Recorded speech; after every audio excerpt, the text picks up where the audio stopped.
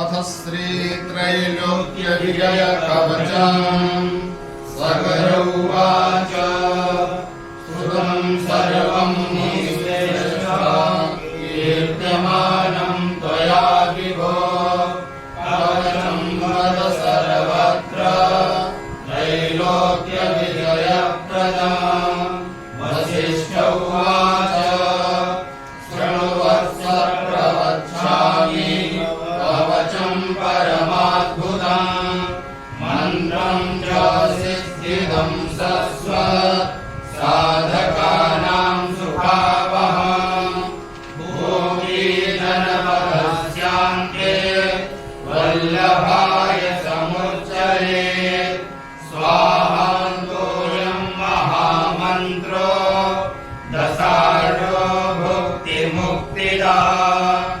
सदाशिवस्त्वस्य पङ्क्तिच्छन्दमुदाहृतम् देवताकृष्ण उदितो विनियोगोऽभिराप्तये त्रैलोक्यविजयस्याथ कवचस्य प्रजापतिः ऋषिश्चन्द्रश्च जगति देवो राजेश्वरस्वयम् त्रैलोक्यविजयप्राप्तौ विनियोगः प्रकीर्तितः प्रणवो मे शिरः पातु श्रीकृष्णाय नमः सदा पायात्कपालं कृष्णाय स्वाहेति सततं मम कृष्णे पातु नेत्रे मे कृष्ण स्वाहेति तारकाम् हरये नमः इत्येष भ्रूणतां पातु मे सदा ॐ गोविन्दाय स्वाहेति नासिकां पातु सन्ततम् गोपालाय नमो गण्डं पातु मे सततं मनः क्लीं कृष्णाय नमः कर्णौ पातु कल्पतरुर्मम श्रीकृष्णाय नमः पातु नित्यं मे धरयुग्मकम् ॐ गोपीशाय स्वाहेति दन्तपङ्क्तिं ममावतु श्रीकृष्णेति रथक्षेत्रं पातु मे द्रक्षरो मनुः ॐ श्रीकृष्णाय स्वाहेति जिह्वां पातु मे सदा रामेश्वराय स्वाहेति तालुकं पातु मे सदा राजकेशाय स्वाहेति खण्डं मे पातु सर्वदा नमो गोपीगणेशाय ग्रीवां मे पातु सर्वदा ॐ गोपेशाय स्वाहेति सन्नौ पातु सदा मम नमः किशोरवेशाय स्वाहा कृष्णं ममावतु उदरं पातु मे नित्यं मुकुन्दाय नमो मनुः ह्रीं श्रीं क्लीं कृष्णाय स्वाहा करौ पातु सदा मम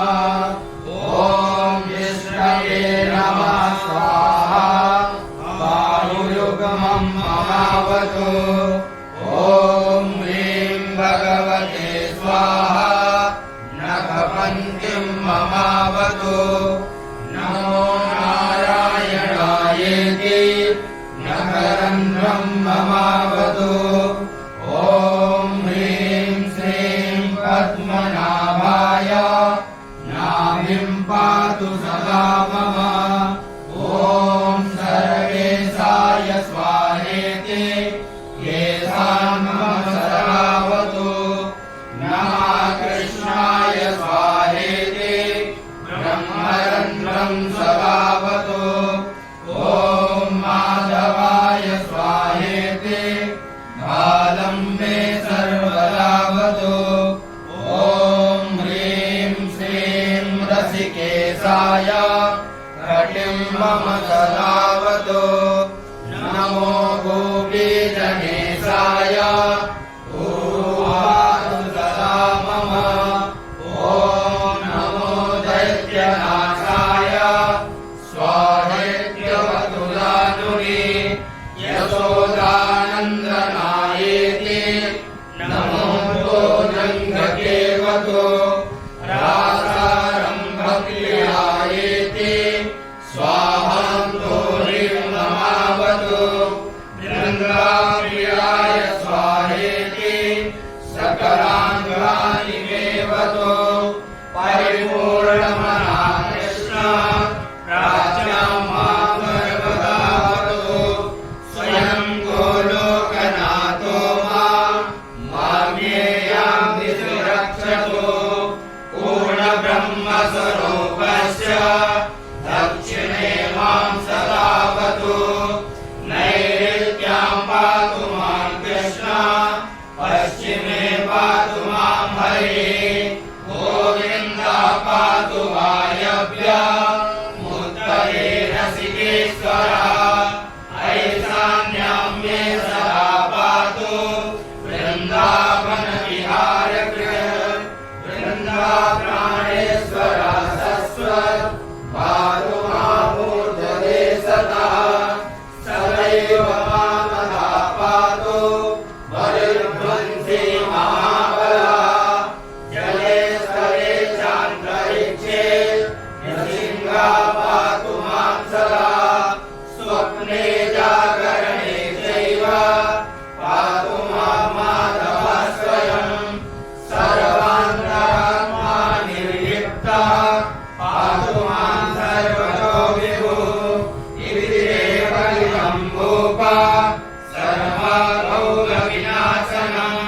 त्रैलोक्यविजयं नाम कवचं परमेशितुः मया श्रुतं शिवमुखात् प्रवक्तव्यं न कस्यचित् गुरुमभ्यर्च्य विधिवत् कवचं धारयेत्तु यः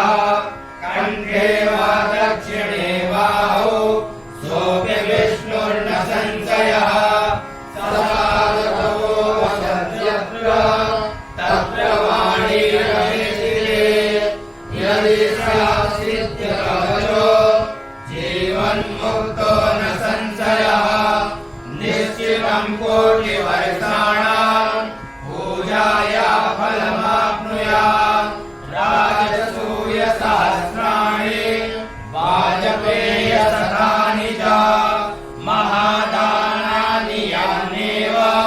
भुवश्चापि प्रदक्षिणा त्रैलोक्यविजयस्यास्य करानाहन्ति षोडशे व्रतोपवासनियमा स्वाध्यायनियमेतथा स्नानं च सर्वतीर्थेषु नास्यामि कलामपि सिद्धत्वं मदत्वं च दासत्वं श्रीहरेरपि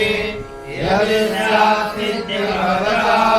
सर्वं प्राप्नोति निश्चितम् सा भवेत् सिद्धिर्भवतो दशलक्षं जपेत्तु यः यो भवेत् सिद्धिर्भवतो विजयी सा भवेत् ध्रुवम् राज्यं देयं शिरो देयं प्राणादेयश्च भूपते एतत्तु भवस्य न देयं सङ्कटेऽपि च मया प्रकाशिता यत्ते चैतेषां प्राणकारणा ममाज्ञाकरणश्चैव तद्विद्धि पुनर्भास्कर इदं धृत्वा तु कवचं चक्रवर्ती भवान् भव। ॐ जय जय श्री ब्रह्माण्डे महापुराणे वायुप्रोक्ते मध्यमभागे तृतीयोपोद्घातपादे भार्गवचरिते त्रयस्त्रिंशत्तमः। क्लीं कृष्णार्पणमस्तु।